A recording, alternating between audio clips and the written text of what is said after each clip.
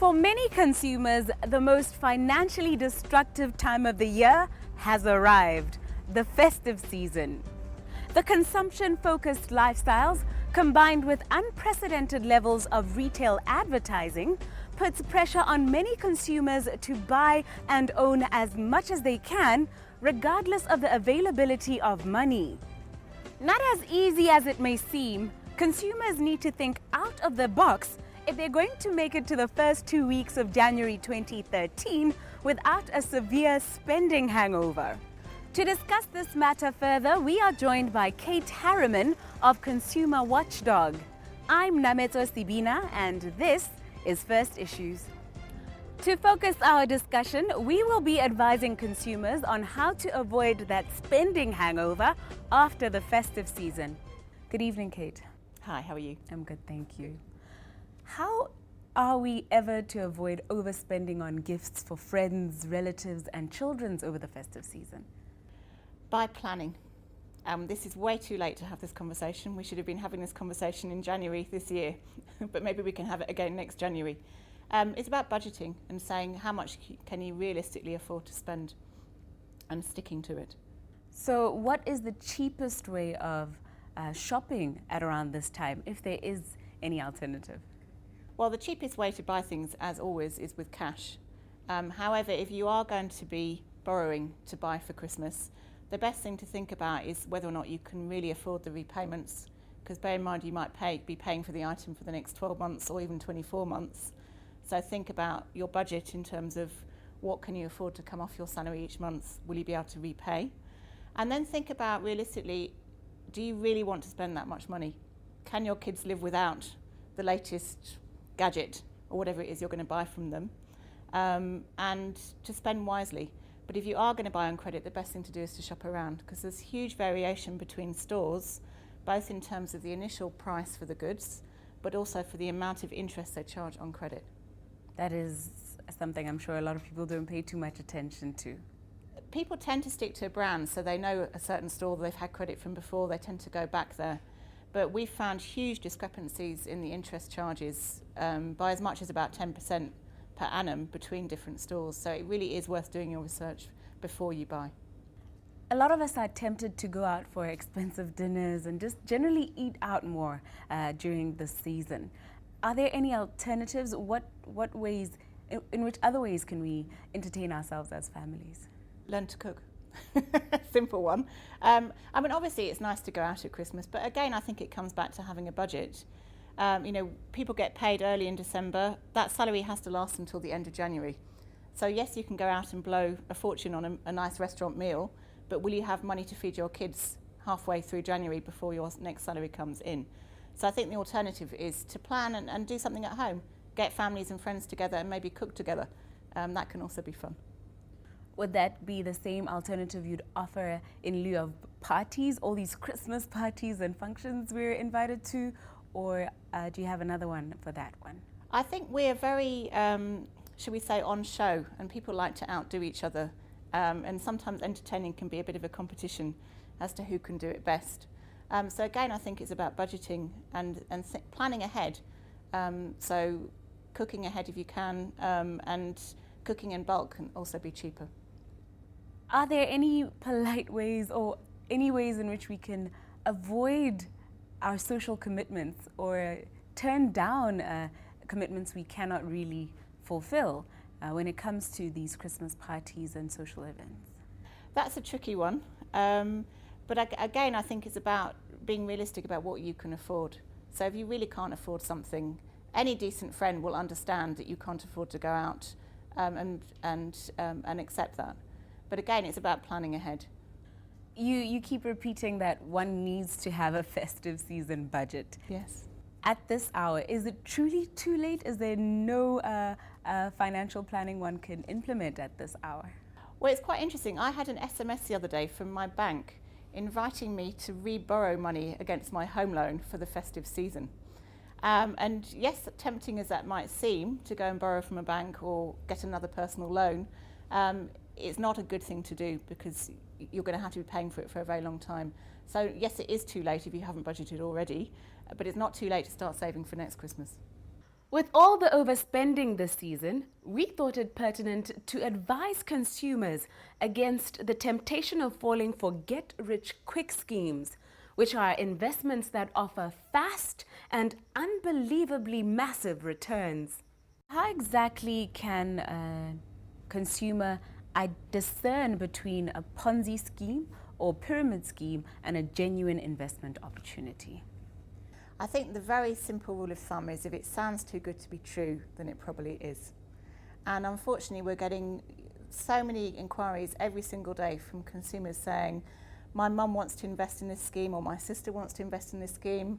I think it's not true, but can you give me some evidence so we can show them that it's not true? But one of the problems is when you're promised something that sounds too good to be true, it's very difficult to give up on that promise. And also, many people, once they've invested, it's more and more hard to actually believe that it's not true. You know, a couple of years ago, we were dealing with a scam where someone had sent money through a money transfer scheme to a company that didn't exist. And it took us many months to convince them that they actually had lost their money and it really wasn't true. But once you've invested, it's hard to pull out and you don't want to believe the bad news. But I think what we're seeing here is, for example, with Ponzi schemes, you're promised unbelievable returns on your money. So 3, 4, 5% per day interest. Now I know if you go to any high street bank here, you'll find that the interest rate per annum is something like 5%. So how would you suddenly be getting 5% a day? Who's offering these returns? So I think the first thing to ask yourself is, does it sound realistic? If you go to your bank, will they offer me the same rate of interest? No. And then you need to ask why. How can it be true that you could be getting such a good return? What kind of schemes are out there in the market at this present moment? A lot of the schemes that we're hearing about are where you invest your money and what the company say to you is, no, we'll invest it for you and then we're going to give you a high rate of return on a daily basis. So 3%, 4%, 5%. And what's tragic is that we're hearing of customers who are withdrawing funds from legitimate sources. So they're going to their bank or they're going to their life insurance company and withdrawing money from real investment products to invest in these fake schemes. And what happens is basically you invest your money and then they'll send you an email every day saying, oh, yesterday you made 20,000 pula on your investment. And the day after that you get another email saying you've made another 20,000 pula. And when it comes to asking for your money back, sadly, your money's gone. So what we advise customers is to try and pull out quickly, because the longer you leave your money there, the higher the risk. So all this money you're apparently making, you never actually get it in your hands? Well, what they do is that they will repay some people. So early on in the scheme, they'll say, if you say, like, I'd like my money back, they will give you your money back with the interest. And you think, aha, this is fantastic, look how much money I've made, I'll reinvest it. And as you go on, they obviously are borrowing from the next person investing to pay back the last person who invested. So they're borrowing from, or what's the saying, robbing Peter to pay Paul. And eventually the whole scheme collapses. Aren't there any regulations or bodies out there that are protecting consumers from this kind of activity? Unfortunately, a lot of the activities occur offshore. So there is a limit to what the authorities in Botswana can do. For example, one of the latest schemes that we've seen is an investment product that's actually being run from the Cayman Islands. So there's no authority that the Botswana authorities have over that. However, the Bank of Botswana do have, and they are mandated by law to actually regulate schemes that are operating in Botswana. And certainly we know some of the schemes that have come across the border into Botswana and they're being operated from Botswana. So in those circumstances, yes, the Bank of Botswana and people like the Imbafira would have responsibility to investigate. And obviously it's also a criminal matter, so the police would have jurisdiction as well. Any progress we have made in terms of regulating these kind of schemes in the past or currently? We've heard of some success in neighbouring countries. We know recently the Central Bank of South Africa shut down one scheme. However, we believe that that scheme is now operating in Botswana, so we have passed the information to the relevant bodies to actually investigate. Why do people keep falling for these schemes? I think they've been around for quite a while. Is it naivety, greed, or bravery that fuels our susceptibility to them? I think it's a mixture of naivety and greed, is the bottom line. It's very nice to believe that you're going to get something back for nothing. And I wish that was true, but sadly it isn't. I also think that we are, to a degree, naive. That if you haven't invested before and it's your first experience and everyone's raving about this fantastic scheme and you hear about it from your friends, you want to be part of the pack, you don't want to miss out on the opportunity. So there is an element, I think, of naivety, of falling for something that really you should question before you jump in with both feet. But equally, I think we're also greedy. We want something back for nothing. And that's the sad reality. And unfortunately, greed doesn't pay. Any final words of advice to people out there? Certainly, if I had, some of the money that I've heard being invested, we're talking about hundreds of thousands of pula that people have saved all their lives to invest, that they're sending offshore. I would want to see where that money's going. I'd want to see that there's a physical office. I'd want to know the name of the company that I was investing in. So I think ask yourself, who are these people? Have I heard of them before? Have they been recommended by someone? Now, unfortunately, with one of these schemes at the moment, we're getting probably 2 or 3 emails a day where consumers are saying, no, I heard of a friend who invested, is it a good idea? I think the good news is a lot of people are checking with us first before they invest, but for some, sadly, it's going to be too late. In this second segment of our show, we continue our series on personal money management with Edna Dambe of Money Matters Financial Consultants, in a bid to equip you with the tools to better manage your finances in the coming year. The second topic in our series is budgeting, and we begin by asking Edna what the first things to consider are when planning a budget. Definitely your income and your resources. The reason why we mention these two is because every time we ask people in a classroom, do you write out a budget every month? They say yes. And when you look at it, it is the salary. So when we talk about resources, we're talking about your other sources of income. So the salary, the BMC check, the dividend check, the Samosu income. You first must consider your income, your resources, and then from there, you look at your expenditure, right? When we get to the expenditure, you will obviously look at your needs first. And we all need a house, but it doesn't have to have 10 bedrooms. Most of us need transport. It has to be within what we can afford. We all need food, but the kids can't live on junk food. You can actually make solid savings by making sure that you shop at the right time and in the right places. We all need utilities, but you need to manage all of these things. So the difference or the definition between need and want, a need can easily be turned into a want because you've taken that house, you've got 2 kids, and you've got 7 bedrooms.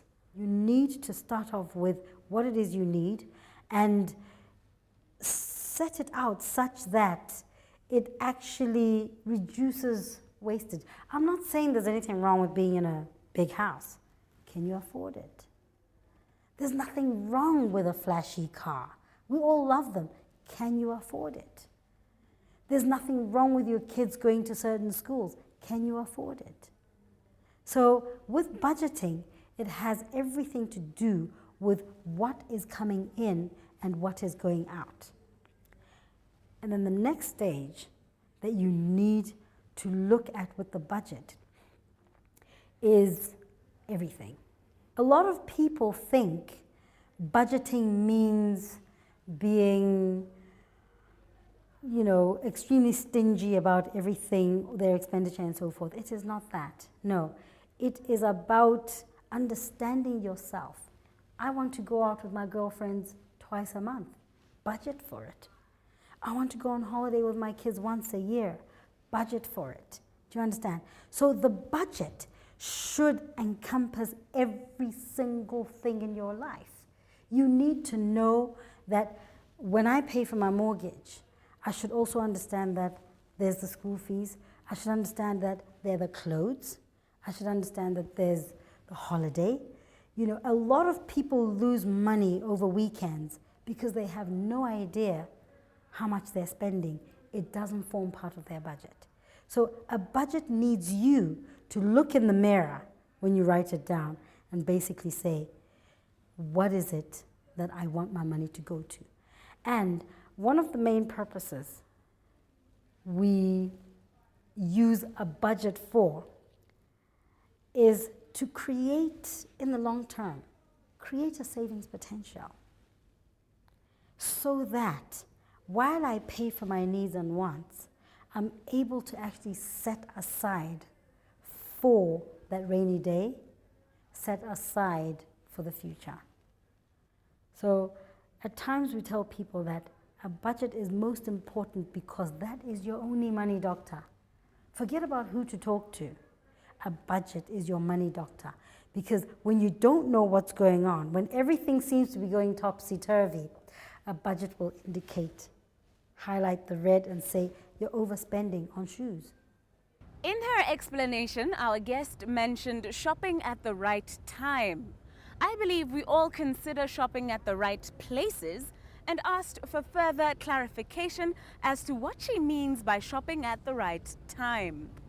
Well, when I say right time, I'm really talking about, let me say, buying in bulk. So if I'm doing my grocery shopping, I cannot be going into the store to buy meat every single day like we used to before the refrigerator days. So when you go into a store, most of us spend a lot month end, right? But when we do spend during month end, we know, especially with groceries, that we need to do the weekly top up on the perishables, right? So the right time is basically to avoid the daily visit to the shop, because the daily visit to the shop comes with its attractions and its temptations, you see. So that's where the right time is really coming from. You know, you need to know which time of the month you go in to do your groceries. Certainly around the sales is the best time. There's no point missing all the sales and then going for, you know, doing your shopping at a time when everything is expensive. One may wonder where our reluctance to draw up a budget comes from. We asked Edna whether the factors could be related to culture or to discipline. I'm not sure I can really say we don't. It is how. Because in all instances, or in most instances, you'll find that somewhere, whether in their mind or scribbled on a piece of paper, scrunched up in the wardrobe, there is something written somewhere. So where I find our nation shows a weakness is where they need to write it out or draw up their budget pretty much at the same time every month and take into account everything that is going on in their lives around that time. So what we normally recommend is that you buy an exercise book, you know, the one with the black hardcover, red spine. Get that and go through it January, February, March, April. Don't throw it away, because in September or October, when you don't know what's going on in your life, you're able to flip back and say, oh my goodness, Easter was hectic. This is where I went wrong. So budgeting is something which we need to internalize. Personally, I find it really boring, and it's an exercise that you really must force yourself to do. And some people might like it, but those who don't, just learn to do it. Starting off, especially with people who have major difficulties writing out a budget, start off with a broad budget where you give large titles, where you don't break it down to say, okay, food, utilities, let's just call it home, right? And then you've got another one, just call it kids. And then you've got the other one, just call it cattle post. You see? So use big headings and give yourself limits within those headings. And then as you progress, you can break it down into a finer budget month by month. To conclude, we asked our money management expert for her final words of advice on budgeting. Budgeting is something which we need to learn from an early stage. We need to do it as a family, because you find in certain instances couples are very, this is my budget, that's his budget. But we need to do it as a family so that we can achieve common goals. We need to understand how the little ones are budgeting their little allowance. We need to understand how we, the parents, are planning for them. And with the family budget, there's always that amount that people seem not to want to account for. Don't fight over it. It's called an adult allowance. State it in the budget. There's mine and there's yours. The amount that I don't need to account to you for, but let the amount be there. That's my final word on budgeting. It is now time for business and finance news that made headlines this week.